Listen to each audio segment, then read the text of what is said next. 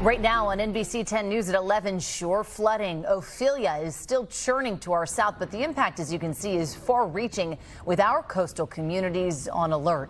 Thanks for being with us for NBC10 News at 11. I'm Rosemary Connors. Ophelia is now a tropical depression. The stormy conditions will linger overnight, though, into Sunday. We've got you covered. NBC10's Brian Sheehan is in Sea Isle, where some streets are underwater. Let's start with NBC10 First Alert meteorologist Justin Godynick to tell us more about the conditions as we go into these late evening hours. Justin.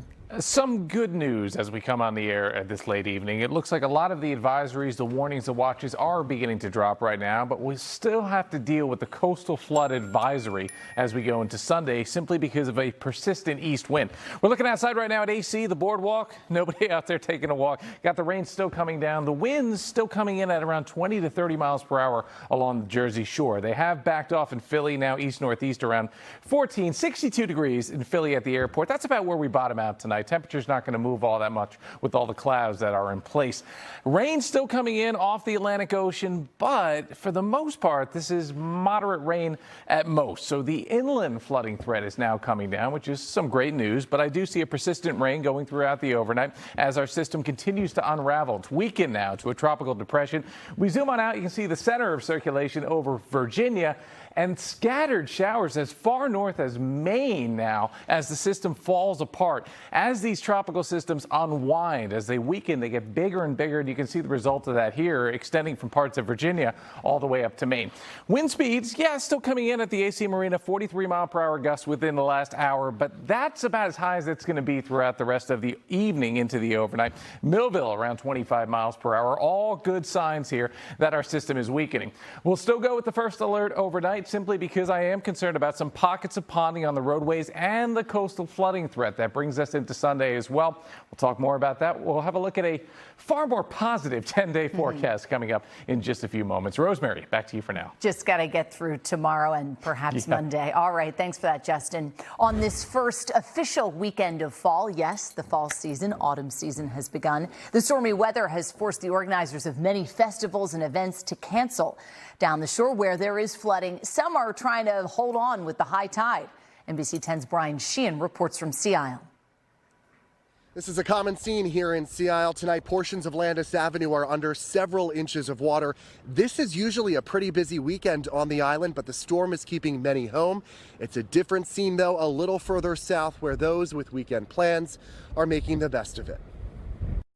Irish Weekend doesn't stop for anything. But the celebrations for the annual Fall Festival in North Wildwood are happening inside this year. Because when it comes to the weather outside, well, you won't find the luck of the Irish here. This is the worst weather we've ever had in 23 years that I've been coming. The coastal storm is drenching our region, turning roads into rivers in towns like Sea Isle and Stone Harbor, where some brave the rain and high winds on a desolate 96th Street.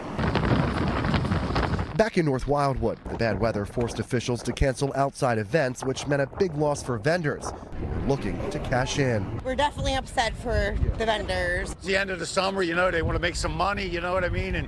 And you get this. But just about everyone else in this town, the best of it. It's not raining in the bar.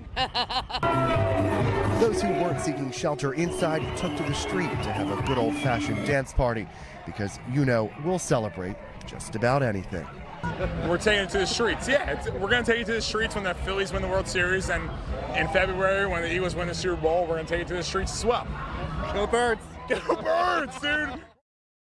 The next high tide is happening overnight. Now, officials say if you have to head out, keep your eyes on the road and be on the lookout for signs of flooding. In Sea Isle, I'm Brian Sheehan, NBC10 News.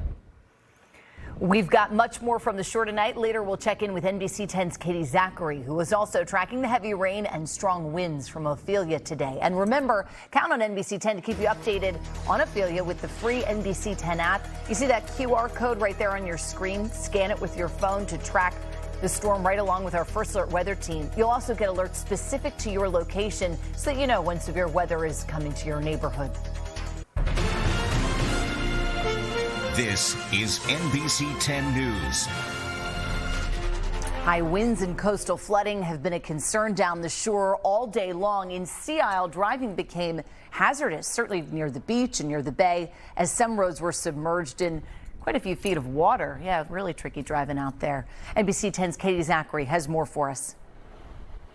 High tide here in Sea Isle City was not that long ago, and this is what conditions look like just a block from the beach where we're standing. The wind is strong enough to blow off your hat or your hood, and there are several feet of water in the street moving in all different directions. This is not what people down the shore had hoped for this weekend, but they are trying to make the best of it. There weren't many of us on the road today heading to the shore. Conditions driving into Sea Isle City were wet, windy, and at times tough to get through.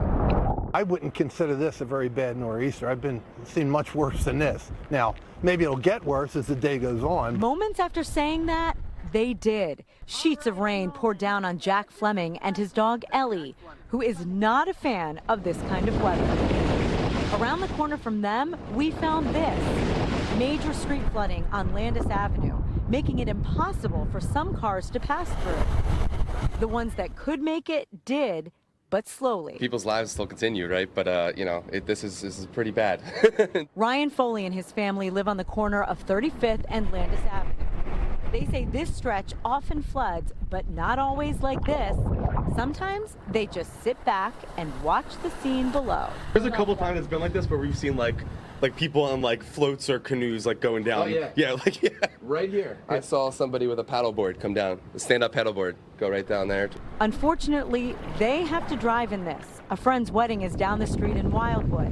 But with a coastal flood warning stretching into Saturday night and possibly beyond, a high surf advisory until Sunday morning, and high rip current risk through Sunday night, plans at the shore this weekend are changing fast. In Sea Isle City, Katy Zachry, NBC 10 News. All right, let's talk about our First Alert weather now with NBC 10 First Alert meteorologist Justin Godynick. We'll get to him in a moment, but take a look at this live picture down the shore in Cape May of Beach Avenue. Nobody out and about on this Saturday evening. Don't blame him. But you know what? If it were a nicer weekend, I mean, the first official weekend of fall, I'm sure you'd have people out and about. We'll get some 70s this week. We'll have sunshine again. If you're lucky enough to have a midweek day off, beach wouldn't be a bad option. Or next weekend, perhaps. Next weekend's a little bit. No, don't tell us that, Justin. We're still a week out. Yeah, we got time. We got time for that to improve. Coastal flood advisories now replace the warnings, which means we're still going to be dealing with coastal flooding throughout the day on Sunday, but it won't be quite as extreme as what we saw for today. The reason for this, the persistent east wind still with us all day long on Sunday, finally turning more south and then west as we go into Sunday night. Here's our storm, Tropical Depression Ophelia. It's quite weak right now, and that's great news. It's unraveling. It's headed towards Delaware, South Jersey here. By the time we get to Sunday evening, it'll be off the Jersey shore by Monday morning, but it's moving very slowly, so the impact still felt throughout the day on Sunday and as we go into Monday as well. Let's time it out hour by hour. Leftover showers and storms still possible overnight, but they will be very hit and miss. Looks like the Lehigh Valley finally getting in on some rainfall here as we go into Sunday morning. Then as we go towards Sunday late morning, still raining for Chester County, Berks, and towards the Lehigh Valley. I mean, again, very, very spotty. These types of storms unravel, and then you get bands. In between the bands, you dry out. So it's not a rainfall that's with us all day long on Sunday. 3 p.m., again, focus more over the Lehigh Valley. South Jersey and Delaware actually begin to dry out going into Sunday afternoon and evening. And I think by the time we get towards the Monday morning commute, a lot of clouds around. No rain to be found, though, at least not in our immediate area. Throughout the day on Monday with the clouds in place, we only top out in about the lower middle 60s, so it's a cool day thanks to the cloud cover. Here's the most important part of this dynamic to me, the wind direction. The persistent east wind finally begins to change by the time we get a little later into your Sunday afternoon. This is actually Sunday evening, but finally you can see more of a south wind here. Northern parts of the Jersey Shore, Ocean, Monmouth County, still dealing with the east wind, but it does lighten up substantially, so the threat for coastal flooding really does go down. Also, the swells come down, too. These are about 5-foot waves right along the coastline. That's a lot better than some of the 10-foot waves we saw earlier today. Throughout the overnight period, hit and miss showers. The chance for rain is there. Temperatures are cool in the lower and middle 60s. More rain going into your Sunday morning. That's where we'll be focused, though. By the time we get to Sunday afternoon, I see things improving, at least for areas in the southern part of our viewing area. Delaware, South Jersey, even Philly looks to dry out. And as we go into the afternoon hours, I think that's your best bet for seeing at least a break, if not a stoppage of the rainfall. Monday, a chance for showers early, but I think that number is going to come down. Tuesday is actually quite dry. Wednesday looks really, really nice by the time we get there. 10-day forecast. Still some rain around Sunday morning. Sunday afternoon looks better. The Phillies got their game in today, so I think they're going to get their game in tomorrow, despite the fact that we have some rain around. Monday, just a lot of clouds. Cool day, still a little bit of a southeast wind. Keeps us on the cooler side, 63 degrees. Tuesday, sun makes an appearance, 66. Even better is Wednesday, Thursday, and Friday as we warm from the upper 60s to the lower 70s. And I'll tell you this, it has changed the forecast for next weekend. Actually looks better now. Looks like the middle 70s with sunshine. Initially, it looked like we might have some rain, so hopefully we keep this beautiful forecast in place. That's your forecast update. Rosemary, back over to you. Still a week out, so fingers crossed, and we'll be watching. Thanks for that, Justin.